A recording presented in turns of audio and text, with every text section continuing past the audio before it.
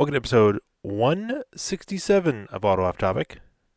What's up, Brad? Heard you weren't feeling great. Yeah, no, it's been a rough week. That's for sure. Yeah. I started a new 8 to 5, and I think the being in a new environment, in a new building, just kind of kicked my butt this week, so I have not been feeling well. The new work sickness. Yeah, that's exactly what it is. The getting I used guess to everything in the building. you're allergic to work, so you can't go. Yeah, Har well, har tell har. the tell all the bills that. Gotta pay things, right? Yeah, because it's been like, I think a week between episodes. We're recording episodes. You won't notice this Yeah, if we you're just definitely. going through the thing. Yeah, we slacked a little bit actually. Just life got in the Hey, I way. mean, if you're not feeling well, it doesn't sound good on recording, so it is what it is. But some things happened in the meantime, like I don't know, big like automotive news was that Roger Penske, which we were just talking about going to the Penske Museum because it's in Yeah, Phoenix. we were there. Yep, Um, Scottsdale. yeah, and he's the most winning team owner in Indianapolis history, and I think in IndyCar history. Okay. But he purchased for an undisclosed amount the Indianapolis Motor Speedway from I forget the name of the family, but they've owned it since 1945. Okay. And I guess like the the parents bought it, and then I think either both parents have passed away, or one is much like one of them passed away, and one is now in a nursing home or something, and the children have been taking care of the racetrack, but they decided they didn't want to anymore, so they came to an agreement for Roger Penske to buy it. Well, Penske's no young person either. I mean, I think No, he's he's like not. 82 or 83 years old. But But so this, it his makes a lot of team will go. sense. His team will go on, I'm sure. Yeah. But it makes a lot of sense because like he's like Mr. Indianapolis basically. And then like some people like it was funny because you would think like people would be upset because he also has a controlling interest now in the IndyCar series. Yeah, he bought the actual series as Yeah. well. Yeah. Um, So now there's like I would think there would be kind of a conflict of interest yeah. if the owner of the series is still campaigning cars in the series. Does that not make one raise an eyebrow? Yeah, you would think, but all the articles I read, when they interviewed other team owners, like, no, it's great. Like, we're super happy. Like, so I guess he just has that reputation of being an honest guy. I mean, Well, also IndyCar is not exactly in its heyday right now. It's been faltering for the past 10 years or so, and viewership's been down, attendance has been down, money's been down in general. So I think a lot of the thing is they're hoping that this will just inject. He'll find a way to inject more interest back in the sport again. yeah. I mean, I But I couldn't don't tell know. you a thing about IndyCar. No, I watch the Indianapolis 500 almost every year. But other than that, if nothing else is going on and I'm scrolling through the channels and the race is on, I'll watch it. But I haven't sat down with the intent of watching an Indy race other than Indianapolis anytime lately. Have you? No. Yeah, exactly. Because to me, personally, an open-wheeled oval race is, unless it's Indy 500, purely because of the history. Like if I'm just watching that at some other oval track, it has no interest to me personally. It seems really boring. Oh, I disagree with that. I think it's exciting to watch, and I like to watch the cars battle close for position because they can't touch like NASCAR. So it's a lot more, I guess, it seems a lot more. More finesse to it than Yeah, there's more finesse to it than a NASCAR race where they just bounce off of each other because they can't do that in IndyCar.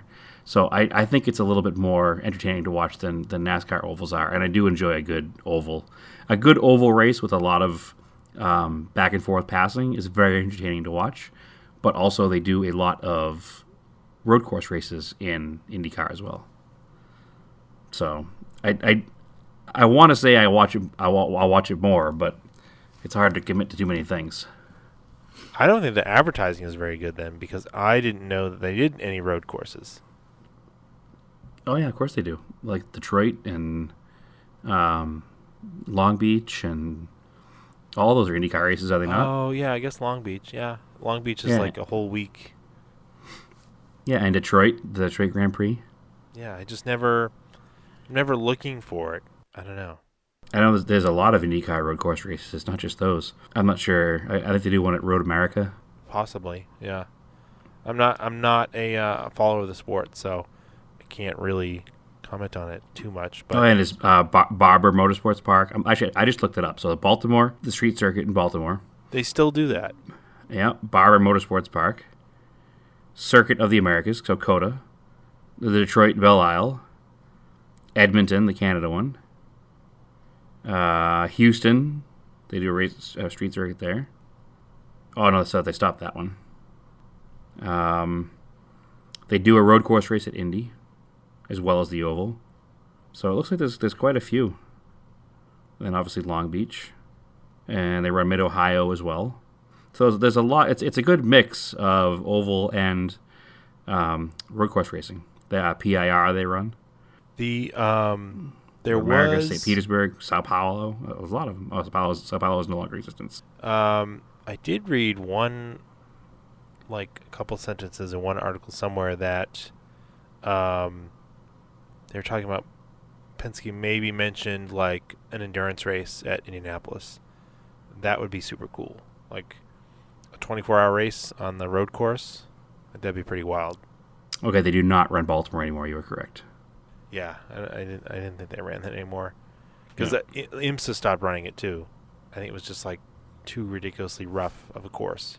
Yeah, no longer anymore. Wild. Um, yeah, I just never. It's kind of like I know of F1, but I'm not really that into it either. My problem with F1 is because it's not exciting to watch. You can watch a race and there's no passing. There's no, I don't know, there's no drama. It just seems like it's very stodgy. And F1 has always been hard to watch too because it's an international series. Yeah, So A, the television coverage is not great, but B, television coverage is hard to find, I should say. And B, to watch it live, some of the races are in the middle of the night. yeah, So it's hard to follow F1, and that's again something else I try to get into every now and again. I just can't. I have a better chance watching IndyCar races than F1 races. yeah. I mean, I watched like the first episode of the documentary on Netflix, and that is really exciting. And I should probably probably watch more of it. Apparently, I'm losing my voice. But like, you're right. That show makes it seem super exciting, like more exciting than it actually is. Probably. I don't know. Yeah, I just haven't watched an F1 race in a long time, and taken away any excitement from it. You know, an IndyCar race is a lot more exciting to watch. A lot more goes on in an IndyCar race than an F1 race. To me, again, it's all personal preference. Some people love watching F1 races. I have a hard time getting into it. So it's actually NASCAR weekend here in Phoenix. Oh, Yeah, and I didn't watch any of it. Hmm. it's the track is literally 20 minutes down the street, and I didn't even think about it. Hmm. So there's a little bit of traffic from it. But that's about it. but wasn't there like so going from totally organized professional racing? There was like this weird rally thing you like sent me. What was that about? Oh, that we can't even talk about that because it didn't happen. I know it didn't happen, but what it was like so ridiculous. Like, what was it though? All right, so there was a rally that was advertised here, and it looked like it would be in the vein of any other road car rally you see, not a through the woods like stage rally, but just like just a day out driving with friends and cars, kind of that kind of a rally. Yeah. And it seemed like it was an organized thing. I don't know if I even want to blow up the name of it because I don't even want to say it. I don't know. Nobody listens to this podcast. That's true. But so this whole event was all scheduled to start this weekend, and it was going to be like 590 miles round trip around Arizona through some fun roads up into like the mountains and back down again. But the more and more I looked into it and the more and more information I got from it, all the planned stops along the way, there was no permission to stop there. Hmm. He's just like, oh, just behave when you get there because we didn't call ahead. And I was like, that's not really cool. Yeah. I don't want to be involved with that. And then a couple days before the whole thing happened, the main event organizer's car got wrecked. So we weren't going to do it anyway. It was a whole thing. I'd have plenty to talk about had I done it, but since we didn't do it, I'm not going to talk about it. So, and then we had planned a backup thing with just me and 2 other friends out here to take my Eclipse and 2 Galant VR4s on an early morning run up to Flagstaff in the mountains and turn around and come back down. But one of the Mitsubishis, for lack of a better word, Mitsubishi'd, and one of the Galant VR4s jumped time and is no longer running. So it became a nothing weekend, which is fine because I'm under the weather anyway, so I just stayed in and tried to get better. Very on brand. Very on brand. Yes. But whatever. It is what it is. We'll have plenty of time. Winter time here is a great time to take cars out and enjoy them, so we got to figure out what happened exactly to that Galant VR4. We don't know yet. Hasn't taken it apart yet. We'll figure it out. So nothing happened as far as car rallying this weekend here. No, it seemed like the thing you sent me was I didn't look at it other than the picture you sent me. I was like, oh, is this like a gambler thing? But it seemed even less organized than a gambler. Yeah, no, it was not very well organized, so I kept my distance from it. It was not something that I wanted to have anything to do with or possibly have something go wrong and be associated with. So it ended up being the car version of Storm Area 51? Yeah, pretty much. Except they had a couple of stops. Like, they have a stop at a... it was like a high-end restoration garage. And that's one of the stops they had. But it's like, oh, we weren't invited, though, and we didn't tell them we were coming. Oh. So I was like, yeah, that seems like a bad plan. It does seem like a very bad plan. I'm not all about that. So, well, we'll get something going out here in Arizona at a different time. But it wasn't going to be that. So, I'll have to take control of something, or people I know will have to take control of something, because that was not... what you do is you just do it amongst select people. Yes. You don't put it on the internet. That's the key, is to not put it on the internet. Well, it could be on the internet. It just needs to be a closed group of people on the internet. Well, yeah. So. That's it's the cool people thing, right? Like, you just word of mouth, you tell the cool people. I'm doing air quotes, the cool people. Right. And then they show up, and then, it's like when you have a Cool Cars and Coffee that gets blown up, which generally happens in, like, California or something, but... Yeah. Because it just gets overrun by people. Doesn't seem to really happen too much out here east, because there's not enough less car people. Yeah, there's less car culture. Yeah, so... oh, you know what else? We knew Project Car updates, down dates, sure. updates. I have a couple of events that I went to as well. I think I've spoken poorly about the Scottsdale 101 Cars and Coffee before. Yes. So I went to it anyway last week. Okay. Just because I'd heard a lot of things, and I decided to give it a go and check it out. And it is pretty much as described. It's a very elitist Cars and Coffee. Okay. They advertise it as a Cars and Coffee. Right. But when you get there is 2 separate places to go. One of them is the general parking lot, and one of them is the show car. And in order to be a show car, you either have to be a member of their club. Okay, I'm already out. Or pay $10 and have them tell you if your car is eligible or not.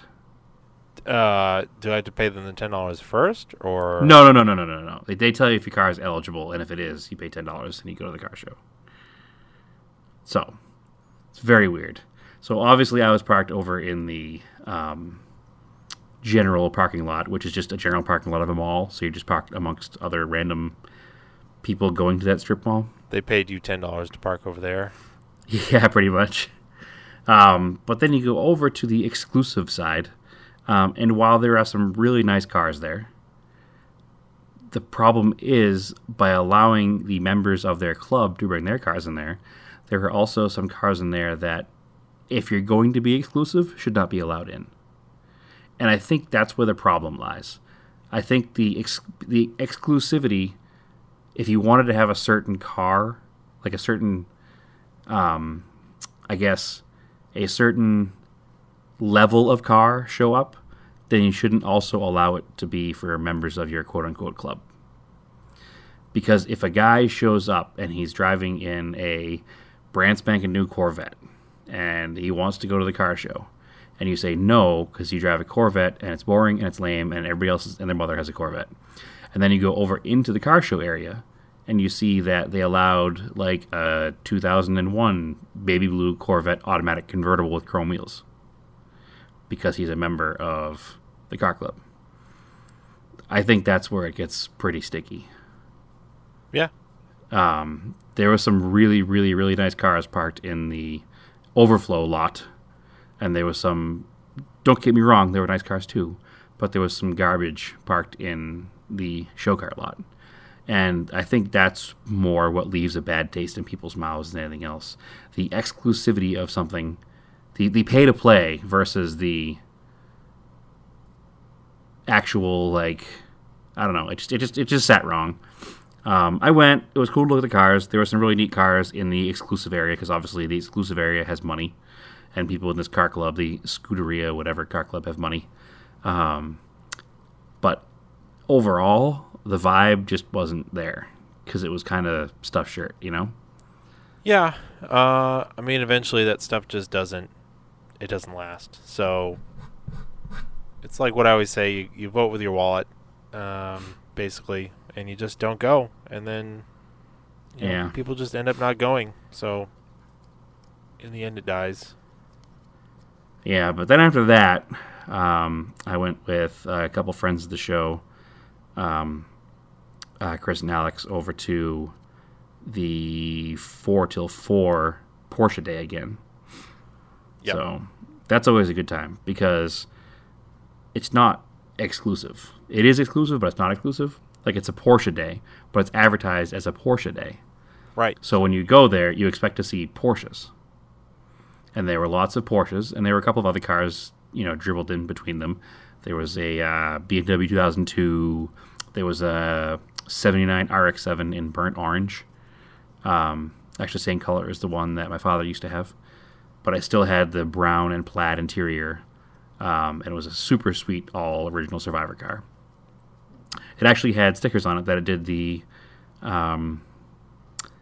Toge California, the Japanese nostalgia car Toge California. Oh, cool. So, yeah, that was a really cool car. But there's a couple of cars like that in there. And again, obviously the main show, quote-unquote show area, is all Porsches because it is a Porsche event. So that's not exclusive. There was no charge to get in there for anybody. It's just one of those bring what you bring, mostly Porsches. But other people who are cool can show up too. So yeah, it had a lot of RX-7s the day I went with you. Yeah, there were 2 there. It's the same white one, the same white second gen that was there last time was there, and that orange first gen was there. I don't know. It's a cool time. It's a low key, laid back. People just kind of come and go. There's no competition because there's not any kind of like, can my car get in? Can my car not get in? It's just people enjoying the cars for a drive, go out and get a coffee at this Porsche-themed coffee shop, which happens to make also very delicious coffee. So it's a good time, and I enjoy that more than anything else, I think. So yeah, that's the thing. I really like coffee, so I just want to go to a place that actually has coffee, right? More so than like just a regular parking lot that doesn't have anything, right? So, that's like. Key is to like be able to go for a little drive and also get a coffee and then hang out for a little bit, see some cars, and then just go home. It's very nice. Yeah, it's laid back. That's what cars and coffee should be, a nice laid back time. There shouldn't be any kind of do I belong, do I not belong. So anyway, those are the events that I went to out here. Nothing else event wise. You were going to start talking about some project car updates. Yeah, it was a down date, then an update. In between recording this episode and the last episode, I went through the whole thing of the Montero didn't start. Okay. which we had that problem before, and it wound up being ignition switch related last time. Yeah, almost a year and a half ago, 2 years ago. It was doing it when I first got it, and I thought the shifter was worn out because it was. Maybe it wasn't hitting into the part of the switch. So I'd replace that. It still did it intermittently, and then I did an ignition switch and hadn't done it for almost a year and a half, 2 years. The beginning of the summer, it did it once or twice. It wouldn't start, and I remember my dad and I went through the whole electrical thing, traced everything, cleaned up terminals and stuff, and it hadn't done it for a while. And we thought maybe it was just some dirty, like battery terminals, because sometimes you can get corrosion on them without really having it look like there's corrosion on them. And then I went to leave work, and it clicked on me twice. And I was like, that's weird. And then it started. I was like, well, whatever. I'm driving home. And then the next morning, I went out to go to work again. And luckily, I finished the Subaru. It wouldn't start. Like, just click, nothing. Like, and there's an Instagram video of it. And you hear it it's a little whizzing sound. It sounded like something in the Bendix wasn't working properly. Yeah, that was actually coming from the passenger side footwell area where the fuel pump relay is, or the fuel injection relay. Oh, that wasn't in the starter? No. That's weird. So what is happening, the starter solenoid was bad. What was happening was that it was drawing so much power because it was jammed or whatever it wasn't doing, that it was like basically making the relay make this really weird noise as it like lost power. Okay. So my dad came over a couple days later because it had been raining. It was raining. I was like, whatever. It's going to be nice on Saturday, sunny. We'll just come over and we'll just double check a few things. Did all the tests, and yeah, sure enough, starter's bad. And I ordered a decent one. Actually, like when you go on Rock Auto, it's like economy, good, best. I bought, yeah, of course, the most expensive starter on Rock Auto, which was a nice Denso Reman. It was like, after the core was like $72, so like after the core it would have been like $95. I was like, cool, perfect. Denso's good brand. I like to get like Denso alternators and stuff, because that's usually basically what factory stuff is on a lot of Japanese cars. Mm-hmm.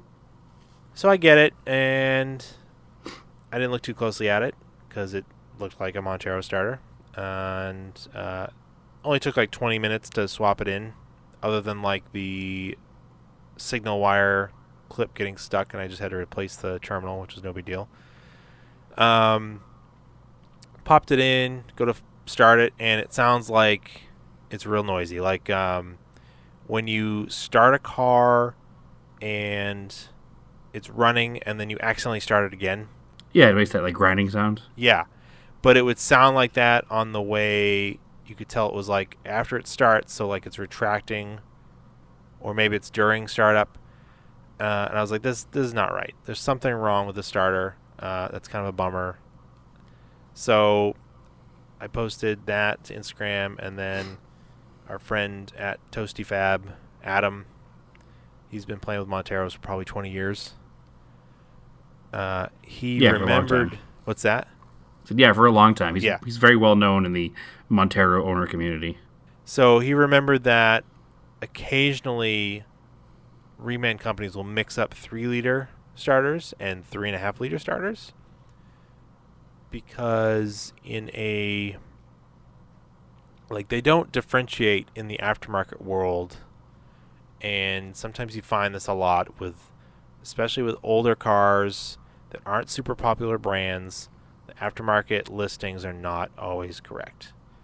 They will list the 3-liter and the 3.5-liter Mitsubishi V6 as having interchangeable starters. They do not. And the other problem, the cap end is different, right? Yeah, the end that actually meshes with the ring gear, and probably the depth that it engages with the ring gear is a little different. The transmissions are probably similar. I mean, they're not going to change these bolt patterns in the bell housing. Like it's so that part is probably very similar, right? Yeah, the transmission's probably similar, but probably where the crank and the ring gear probably come out at a different depth from the back of the block. Yeah, for whatever reason. And like the other thing too, you could get this. This was always confusing for people. The Montero Sport, they'd always get confused with the full size Montero. Right. This would happen at the dealership all the time. I have a Montero. Okay, is it a Sport? I don't know. Yeah. Okay. Do you have the VIN? No. Okay. Well, it makes a huge difference because they're basically a Montero Sport outside of this country is an L200, so it's technically like a really different truck underneath. Yep. It shares some similar stuff, but it's not identical. So you could get, where I'm going with this is you could get a 3-liter in a Montero Sport, depending on the year. You could also get a 3.5-liter. So the engines are the same, basically. And then in a full-size Montero, you could get a 3.5. Or I think early ones, maybe early second gens, I could be wrong, but I think you could have got a 3-liter, like in an LS, like a base model. Could be wrong on that. But also like an 89 long wheelbase through a 91 has a 3-liter. So there's also that starter thrown in the mix. So when you look up these starters, it's like 1990 through 2000 is what these starters fit. You're like, oh, okay, that's everything? You're telling me the starter fits everything? Clearly it doesn't. It interfered. Right. So I already had the starter out. And I almost forgot one of the most important parts of the story is that the truck failed in my driveway, which is super convenient. Yes, always convenient. Like it couldn't have happened in a better spot. Like I had already basically had it in the parking spot that's like not in the way of the garage, and it just died. So it didn't die in Vermont this time. Is basically what you're saying. Yes. No. So I had the old starter out, and I was like, well, I know this one fits, and I know it was not making noise until it didn't work. So I looked up a starter, like a alternator starter rebuild shop. There's one 15, 20 minutes from my house. Went up there, dropped it off. It's the kind of place you walk in. It's kind of messy. There's starters and alternators everywhere. He tried to match one up on the shelf. I was like, oh, could you just do me? I'd rather have this one just totally rebuilt because I know it fits. He's right. Like, all right. He's like, yeah, and then, they didn't have the correct one anyways, but, and then I dropped it off. I think at 2 in the afternoon, maybe 1 in the afternoon. He'd called me up at 4. He's like, oh, it's all set. Rebuilt the whole thing. I was like, all right, cool. Go up the next day, $125 Can't beat that. for completely rebuilt starter. Everything was new in it. So the picture you sent me actually reminded me a lot of when we were in North Carolina and we had to get the alternator rebuilt on my Conquest. Yeah, exactly. The shop looked very familiar, right down to the same political postings on the walls. Yeah. I mean, whatever. It's and they had all the Snap-on girls posters all faded and faint whiff of cigarette smoke, but that's literally I walked in, I was like, this is what I want. I know they're going to do what they do, and they're going to do it perfectly. This place has been doing this since it was legal to smoke inside, so clearly they're okay. So, and then the other thing, too, they give you a 1-year warranty on it. So it's totally worth it. And that's way more convenient than a Rock Auto 1-year warranty where you have to take it out and ship it to them. Exactly. I've always promoted the rebuild your original versus buying an aftermarket reman. Yeah, if you have time and you can find a place that'll do it, it's definitely better. It's definitely one of the things that I've learned just from experience and then talking to other people that are into this stuff, and especially working with even just these Mitsubishis, but it goes for other cars. If you can take the original parts that you have when you're doing a restoration or just playing with the old cars and have them rebuilt, or at minimum find NOS OEM stuff, or still get OEM stuff, if it's not terribly expensive, it's almost always way better. Even if it's used OEM stuff, it's way better than new aftermarket stuff. Yep. I mean, you got to think that OEM stuff. For all you know, that was the original starter in the truck that's got 200 and some odd thousand miles on Yeah, it. maybe. So if you get it rebuilt to factory spec, hopefully you can get another 200,000 miles out of that starter. Yeah. So Yeah, and just like, in general, it's like, I don't know, just the fit and finish OEM stuff. Lately, a lot of the stuff that's coming out of Asia for aftermarket parts is just not very good from what I've seen. It's just the nature of the way stuff's made now. And older cars are kind of getting forgotten about in parts catalogs. And, like, if there's yep. mistakes, they don't seem to care because it's just older stuff. It's not selling. It's whatever. Well, there's the same famous story of the Starion battery. You can't. Every catalog has the wrong size battery listed for a Starion, and nobody has cared to fix it in 15, 20 years. So anytime you go to a parts store and order a battery for a Starion or a Conquest without bringing in the original style battery, you get one that's half the size it should be. Huh. So, and it's the same since as long as I've owned these cars. Right. And I think I bought my first one in 2000. So it's been that same story because the catalog isn't used enough for anybody to care, and it's wrong everywhere. Right. So one person made a data entry mistake once, probably in 1999, and nobody's bothered to correct it. Yeah. So it's just the little tips and tricks you learn, and then I would have known that. I mean, I would have figured it out when I pulled the thing out and I saw that it had damage marks on it. But I mean, the fact that Adam knew it kind of off the top of his head. The aftermarket one that you put in, when you pulled it out, you could see where it was interfering with the ring gear. Yeah, and I had already kind of made the decision before I even heard that there was probably a mix-up with the interchange. That I was like, well, if this one's not working, I'm just going to return it and just have the other one rebuilt now that I have it out of the truck. Right. I just thought it was going to be quicker turnaround to do it this way and get a decent one, but turns out I was wrong, and it only cost me $25 more. So, yeah, because you were able to return the other one, correct? Oh yeah. They I just put down starter. I didn't even go down the road of it doesn't fit, because trying to explain that, I just put that it makes noise. It was just very noisy. Uh-huh. Yeah. So you also did not help the future parts catalog by telling them that the part didn't fit properly. That person's not going to fix it, and they're not going to care, the customer service person, unfortunately. You never know. They could have. Nope. I did my part by sharing my experience with other Montero owners. And that way, hopefully, the knowledge will just be there. But it might not be, because who knows. But that was really the only interesting project car update thing.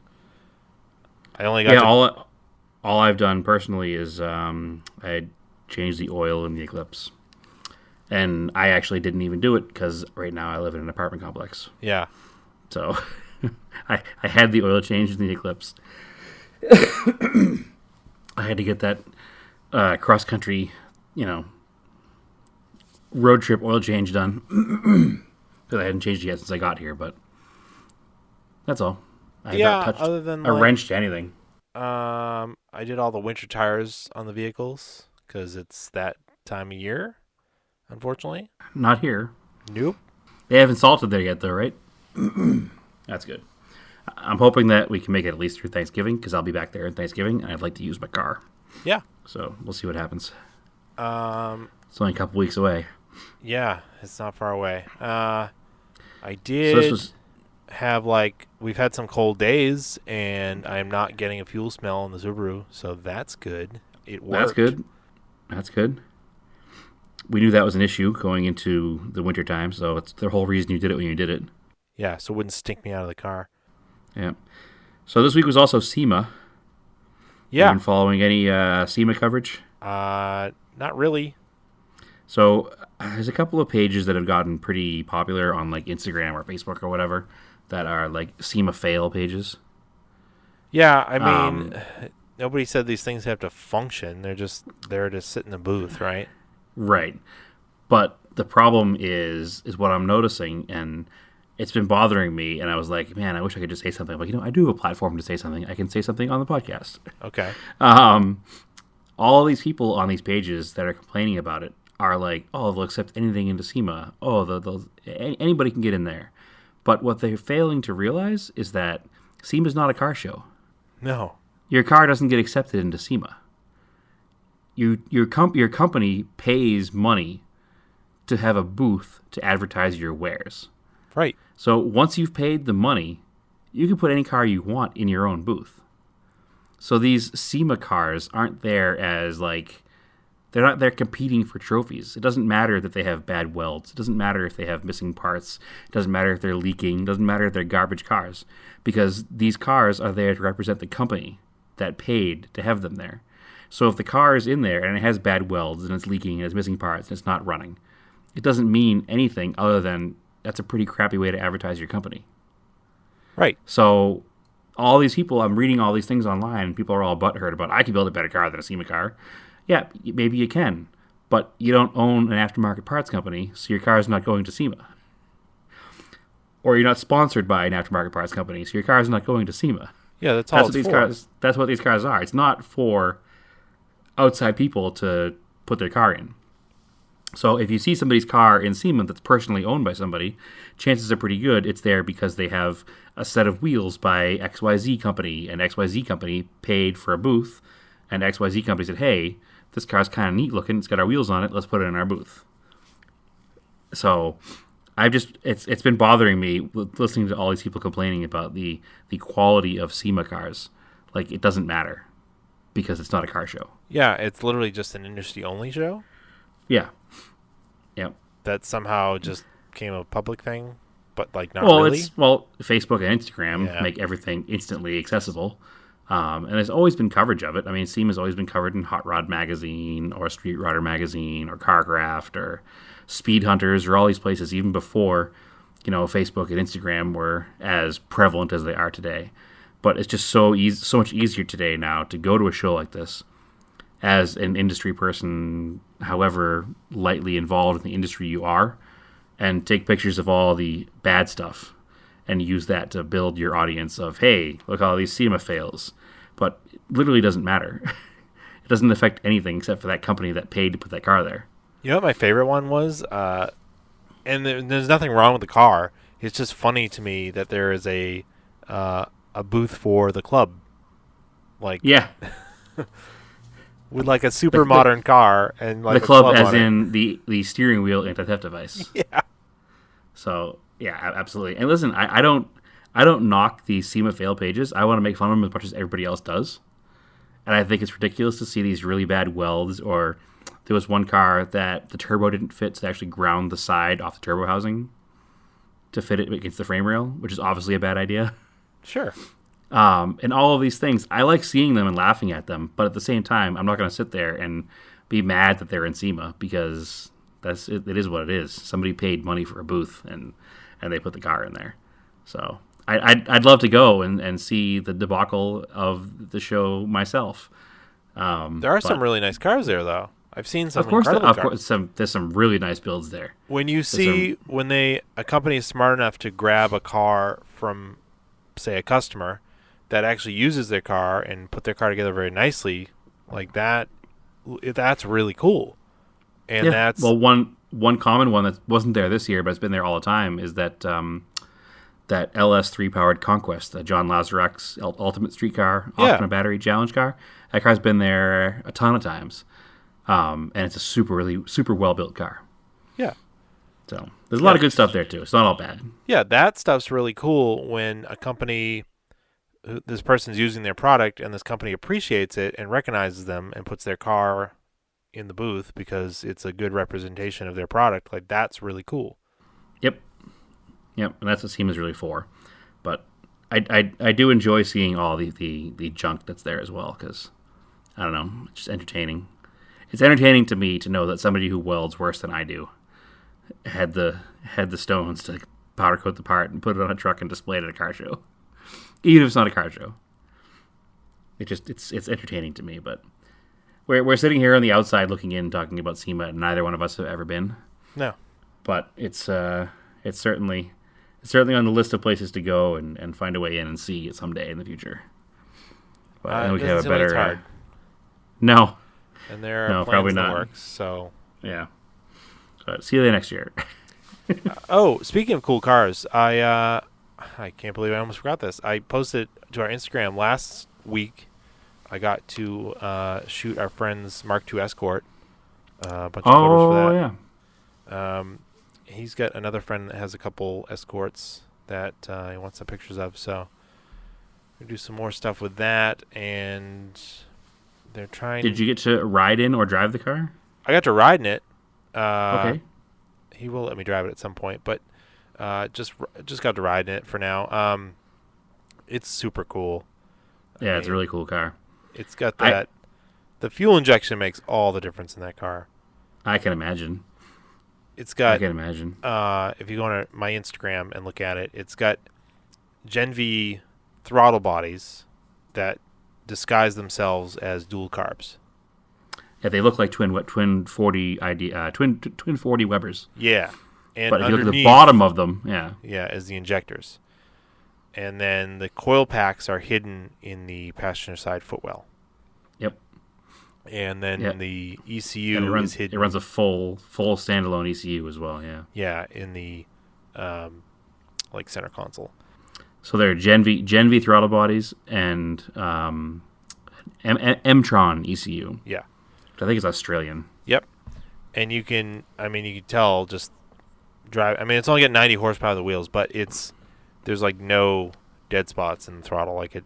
Yeah, but it's also 90 horsepower to the wheels in a 1,800-pound car. Yeah. With perfect fuel injection and really short gears, and that is probably, I don't know, a good 30 or 40% more than it had factory, because at the end of the day, that engine in that car is basically a stock 2-liter Pinto engine. So it's 90 horsepower to the wheels out of a 2-liter Pinto engine with stock internals. Yep. That's a pretty impressive number. Yep. I mean, you could make that thing, all kinds of internal engine parts to make it more power, but for a stock 2-liter Pinto to make 90 horsepower to the wheels is pretty impressive. I drove that car before he had the fuel injection in it. Yeah. And there was a huge flat spot in the carbs, so it was really hard to drive. I can only imagine how much better it is now. Yeah, it's way better. So, yeah. And it was built by, well, that part of the conversion was done by Ace Performance. Yes. So I think they're up in Tewksbury, Amesbury, Mass. Tewksbury. Yeah. If you're at Radwood, Boston, there was a black Volvo 240. They had a tent set up. Yep. And that is the mechanic's car that worked. He's on the lead. Al's He's car. the lead mechanic there, Dave Del Toro. Del Toro. He's the lead mechanic up there, and he is pretty amazing. It's a 5-cylinder swapped Volvo 240. So if you're at Radwood, Yep. Boston, you probably saw it. Or I think we had some pictures of it. It was a super, super cool car. Yep. Yeah, one of my favorites. Yeah, They, so they do amazing work out there. So yeah, I did a bunch of pictures for that. He's got another buddy locally that has a big warehouse with a bunch of old rally cars and stuff that he invited me to go check out. So hopefully going to do that soon. Take some pictures for them, and then they were talking to some Retro Ford magazine in the UK. Okay. They want some pictures for the magazine. So that'd be pretty awesome. yeah, we'll see how that goes. That's pretty much it. That's all that's kind of been going on. Yeah, I haven't had a lot of chances to do car stuff because I've been busy doing, I don't know. Again, I'm working 8 to 5 again, so. I took apart my refrigerator. I got me a job. Yeah, exactly. It was like the silliest thing, because like, we got this nice refrigerator a couple years ago, and then Stephanie's like, there's like water under the crisper tray. I'm like, yeah, I don't know what that is. It's kind of weird. And to be fair, she's gonna hear this. I'm like, I kind of brushed it off. I was like, whatever, it's not a big deal. It's just a little water. Sometimes refrigerators do that. And then finally, we like Googled it. It's like a super common thing with these Samsung refrigerators. This like little metal clip is like totally inadequate from the factory, and it lets the drain tube freeze up, and the water backs up into your refrigerator. And here I am thinking it's like a thin layer of water like a quarter of an inch of water under the crisper drawer. It was like an inch and a half of ice when I took the drawer out. I was like, what the hell? Whoops. And and then you could see where like the ice that formed in this thing took the original clip and like smashed it up and like crushed it from expanding. I was like, cool. Super, super cool. It's like literally the $6 part in like an hour of work to take it apart. And that apparently solves the problem. But again, my pet peeve of like, I probably should have made a video of it because there's a bunch of terrible YouTube videos of it with people just talking too much and like suddenly things are like apart and you're like, how did that happen? That's not helpful. So that sort of stuff. But so I did make a video. Your automotive video skills. Yeah. To do a refrigerator video. Yeah, exactly. This is probably the most auto off topic we've ever gone because you're talking about refrigerator. Homeowner off topic. Yes. Yeah. Well, anything else? I get nothing. I don't think you sound that bad. So that's good. I hope I think you're faking it. I feel like my voice is straining pretty bad, and I'm on my third cough drop since we started the recording. So all right, we'll let you get some rest then. As always, you can follow us on Facebook, Auto Off Topic Podcast, Auto Off Topic on Instagram. Send us hate mail, autoofftopic@gmail.com. Pedantic corrections, anything you want. Do you want to give Andrew crap for talking about refrigerators? Yeah. You can follow me on Instagram at RacedInAnger. There's some pictures of the Escort on there. There's pictures of the starter. There's pictures of the Escort actually on the Auto Off Topic page.